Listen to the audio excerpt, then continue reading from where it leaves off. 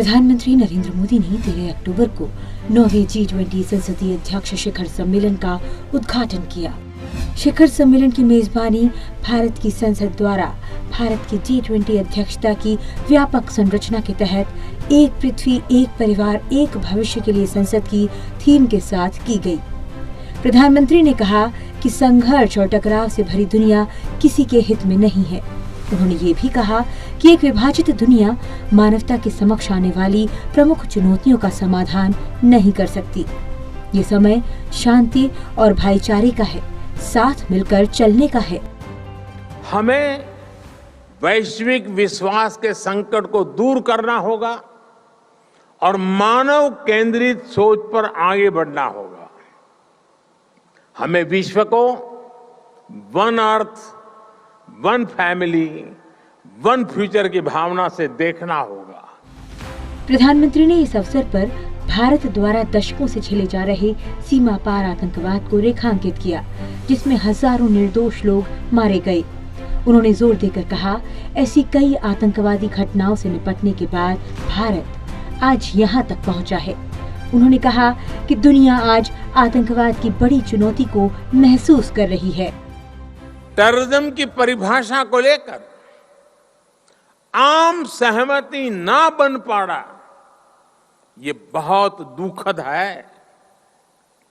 आज भी United Nations में international convention on combating terrorism consensus का इंतजार कर रहा है।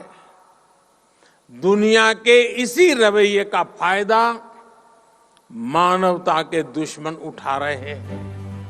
प्रधानमंत्री ने दुनिया भर की पार्लियामेंट्स और रिप्रेजेंटेटिव्स को टेररिज्म के विरुद्ध इस लड़ाई में साथ मिलकर काम करने का संदेश दिया।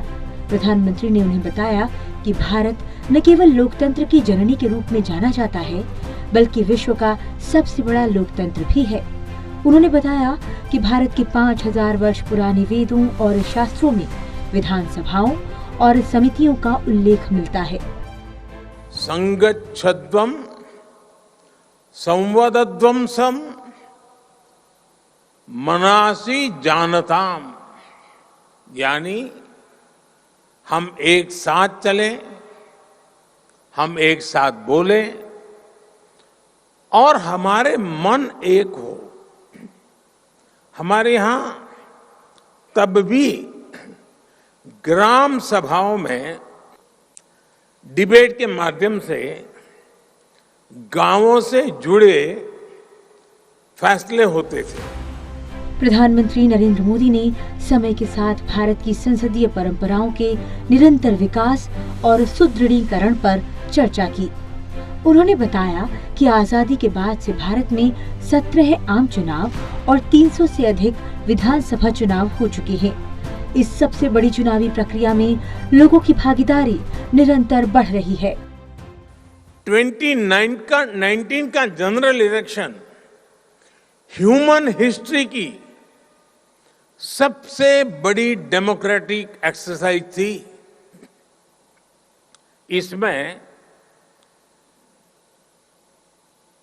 60 करोड़ यानी 600 मिलियन से अधिक वोटर्स ने हिस्सा लिया है। भारत के कुल रजिस्टर्ड वोटर्स में उसमें से 70% के आसपास का टर्नआउट ये दिखाता है कि भारत में पार्लियामेंट्री प्रैक्टिसेस पर लोगों को कितना ज्यादा भरोसा है।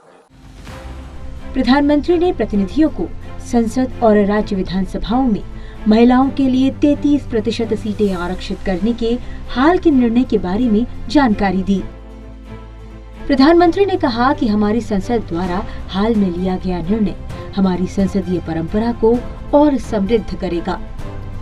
शिखर सम्मेलन में विशेष अतिथि के रूप में भाग लेते हुए बांग्लादेश संसद की अध्यक्ष शिरीन शर्मिन चौधरी ने भारत में महिला आरक्षण विधेयक के पारित होने को एक ऐतिहासिक घटना बताया और कहा कि ये दोनों देशों के लिए महत्वपूर्ण है। सम्मेलन के बीच भारत के प्रधानमंत्री के प्रति दुनिया के प्रेम का उदाहरण भी देखने को मिला।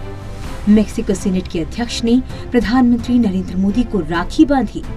बदले में प्रधानमंत्री की तरफ से उन्हें सलवार सूट के रूप में एक सुंदर उपहार मिला।